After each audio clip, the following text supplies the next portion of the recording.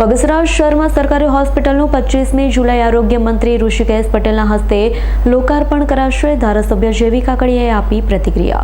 અમરેલી બગસરા શહેરમાં સરકારી હોસ્પિટલનું કામ પૂર્ણ થયું હોવા છતાં લોકાર્પણ ન થતા થોડા દિવસ પહેલા આમ આદમી પાર્ટીના કાર્યકર્તા કાંતિભાઈ સતાસિયાએ સરકાર સામે રોષ વ્યક્ત કરી લોકાર્પણ કરવાની ચીમકી ઉચ્ચારી. ત્યારે આમ આદમી પાર્ટીના નેતા કાંતિભાઈ સતાસિયાએ પ્રતિક્રિયા આપતા જણાવ્યું હતું, બગસરા શહેરમાં તૈયાર થયેલ સરકારી હોસ્પિટલનું આગામી 25 જુલાઈના રોજ સરકારી લોકાર્પણ કરવાની ધારાસભ્ય જેવી કાકડીયાએ જાહેરાત કરી. ત્યારે તાલુકામાં લોકોને આરોગ્યલક્ષી સારી સુખાકારી મળે તેને ધ્યાનમાં રાખી રાજ્ય સરકાર દ્વારા 4.50 કરોડના ખર્ચે આધુનિક સરકારી હોસ્પિટલ તૈયાર થયેલી આ સરકારી હોસ્પિટલનું કામ છેલ્લા 2 વર્ષથી ચાલી રહ્યું હતું, પરંતુ સરકારી હોસ્પિટલ તૈયાર થયાને 6 મહિના જેવો સમય થયો છતાં તેનું લોકાર્પણ ન થયું હોય તેને ધ્યાનમાં રાખી સરકારશ્રી દ્વારા લોકાર્પણ કરવાની જાહેરાત કરી. ત્યારે ધારી બગસરાના ધારાસભ્ય જેવી કાકડીયાએ પ્રતિક્રિયા આપતા જણાવ્યું હતું, આગામી 25 જુલાઈને શુક્રવારના રોજ આરોગ્ય મંત્રી ઋષિકેશ પટેલના હસ્તે સરકારી હોસ્પિટલનું લોકાર્પણ કરવામાં આવશે.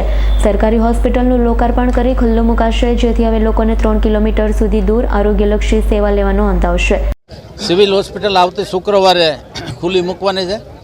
માનનીય આપણા આરોગ્ય મંત્રી ઋષિકેશભાઈ પટેલ પોતે જ આવે છે અને ખુલ્લી મૂકવા માટે. કોઈ પ્રકારનું કામ બાકી નથી. પરચુરોનું કામ હોય તો અત્યારે શરૂ જ છે.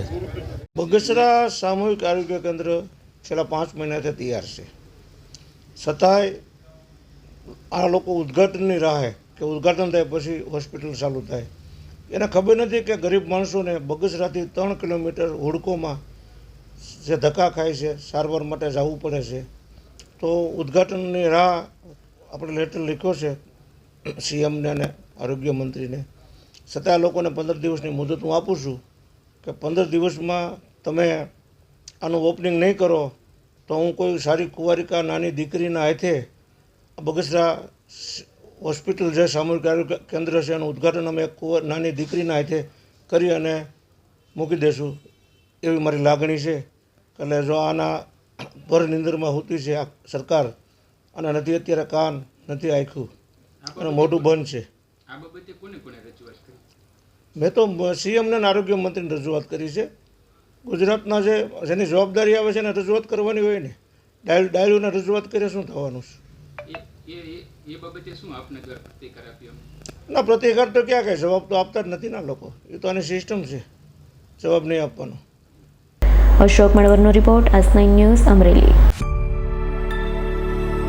અમારી તમામ માહિતીથી અપડેટ રહેવા માટે જોડાયેલા રહો S9 ન્યૂઝ સાથે.